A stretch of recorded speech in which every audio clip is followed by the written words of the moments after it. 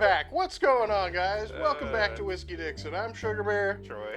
And today, we're reviewing a whiskey from Sacramento. Oh, hell yeah. For those of you who don't know, we're called Whiskey Dixon because we're here in Dixon, California. So Sacramento is, what, like 15 minutes that way? Something like that? California capital. Yeah, this is the most local thing we've reviewed so far.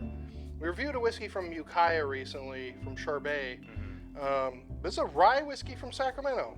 I just saw this on the shelf the other day. I was like taken aback. I didn't really know. Yeah. And it's cool to see like local whiskeys popping up. Pretty much everything we've reviewed so far has mostly come from like Kentucky, Tennessee, or Scotland or Ireland. Right. So shout out to JJ Pfister. That's cool, man. You son of a...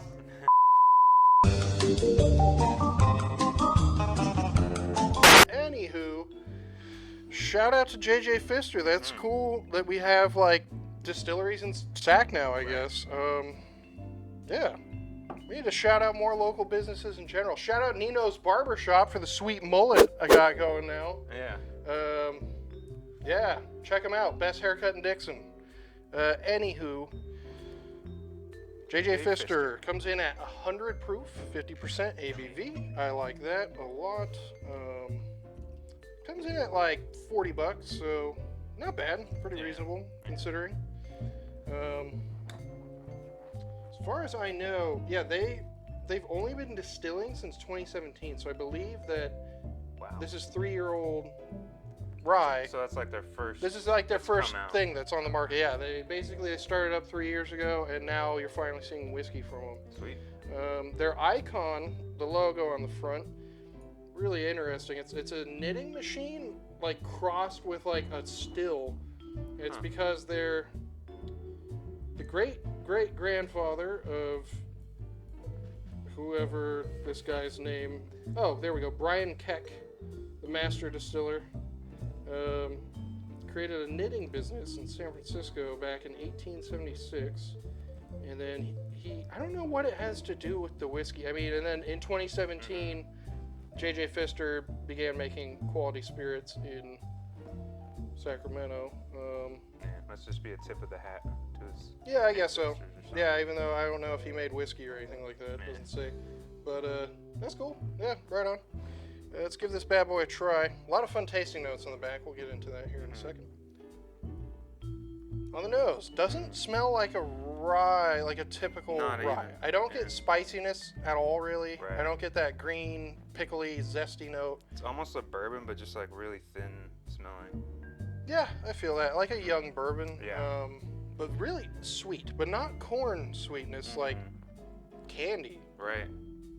Like, chocolate. Like fake chocolate. Yeah, fake or milk chocolate, yeah. And then also like some cherry, artificial cherry. They also say, they had some other tasting notes on the back too, like banana bread, caramel, black pepper. Ooh. After saying banana bread, just a little bit. Download right to the brain. Like caramel sauce on banana bread. Oh, that sounds delicious. Like banana bread pudding. Yeah, all that. It smells delicious, actually. I was immediately like, oh, okay, this is going to be a good whiskey. Right.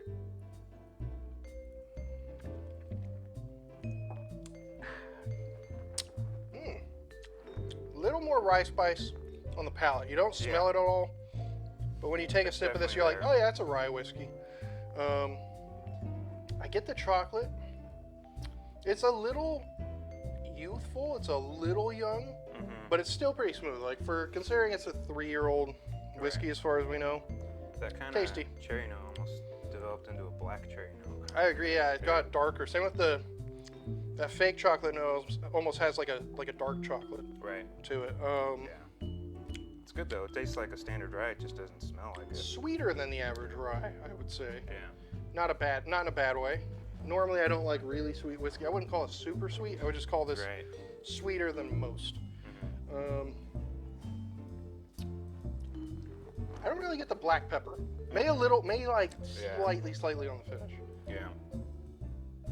It's just more sweet than anything. Yeah, I would say their tasting notes are pretty spot on.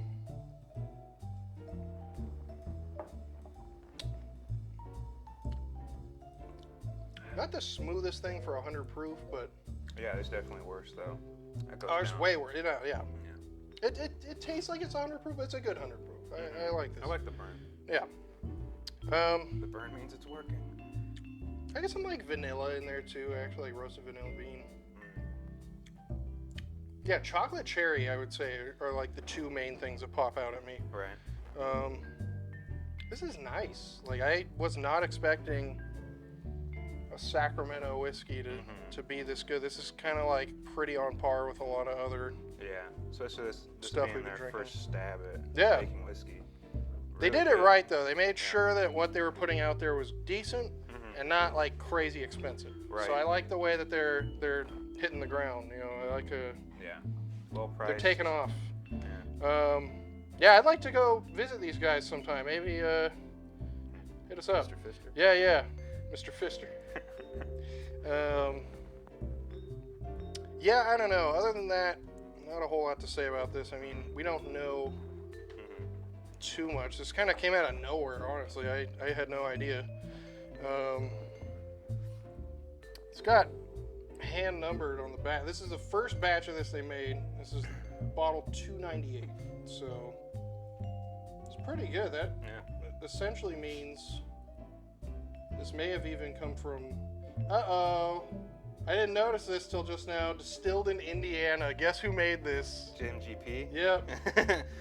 Oh, no. So it's aged and bottled by. Okay, now it all makes sense. It's aged and bottled by J.J. Pfister, but the whiskey itself was distilled at MGP. Still good. We'd still like to come visit you guys. Yeah. MGP honestly makes most of the rye and most of the best rye. Honestly, a lot of the best rye stuff seems to come from MGP. So this makes sense. Yeah, no, now it's all coming together. Even though this does not taste very characteristic of an MGP rye. I'm used to them being a lot spicier, a lot more herbaceous. This is not really at all. This is a very sweet. Very upfront with the rye, but it kind of turns into other stuff. Yeah, it becomes very like sweet, like candy-like. Yeah, I like this. It's good. We gotta try the bourbon next. They have a bourbon as well. So if you guys want to donate that to us, that'd be great. If not, we'll pick it up. It ain't that expensive. Yeah. Yeah, I don't know. I guess other than that, not a whole lot else to say here. It's good. It's good. I recommend this. Support your local distilleries. Yeah. Even though it's distilled in Indiana. Yeah, it's MGP. That's fine. We like MGP here. We drink a lot of MGP. They produce plenty of good stuff. Yeah.